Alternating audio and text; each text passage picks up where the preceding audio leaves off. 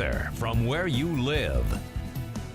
Weather history tonight, 1832. Just days after we hit 21 below zero in Lafayette, it warmed up rapidly, the snow melted, and flooding developed pretty quickly in the Wabash River and also the White River down in southern Indiana and the Ohio River.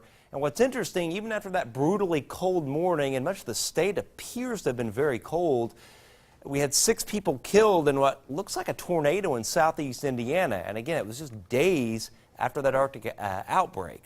And it shows you how quickly it can warm up around here, even with snow on the ground. And it's going to happen tomorrow.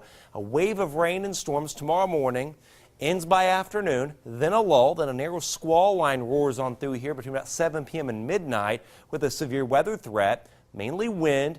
It's going to add up to about 1 to 2 inches of rainfall. That's going to cause flooding. But even ahead of the cold front behind it, still gusts of 50 to 55 miles an hour in our area. Now, by late tomorrow afternoon, early tomorrow evening, 60 Lafayette, 57 Monticello, 59 Frankfort, and 61 Attica. Just before the squall line races through tomorrow night, we'll hit 62 Lafayette, 64 Crawfordsville and Frankfort, 66 Atlanta, and 56 at Morocco. 59 at Remington. This is about 4:20 tomorrow morning. Rain's coming in from the west, showers and storms around through the morning. This is about 7:15.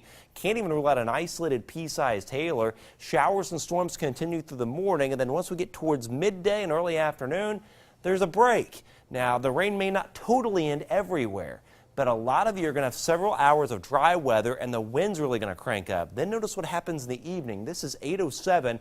This is a narrow squall line with damaging straight line winds possible.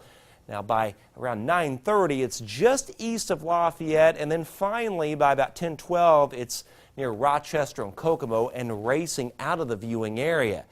But even ahead of it and behind it, strong winds. Even up to about 11 a.m. tomorrow morning, winds gusting 30, 32 miles an hour. They're sustained at 15 to 18. Check out the wind by late in the day. Wind gusts by 5 up to 43.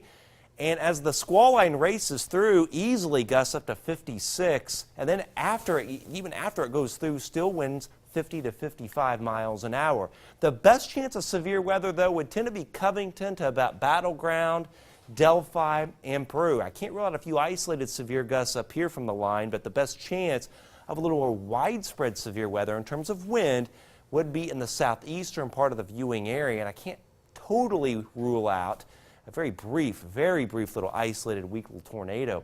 With 1 to 2 inches of rain expected area-wide, it's going to cause the rivers to come up. We'll reach above flood stage by Friday on the Wabash. We'll crest around 16 feet by Sunday, and at Covington, we'll crest as high as 20.2 feet by Monday. That's well above flood stage, but after this little warm spell, we can have record cold weather early in March, maybe 3 or 4 days of it as we drop to near zero, if not a little bit below.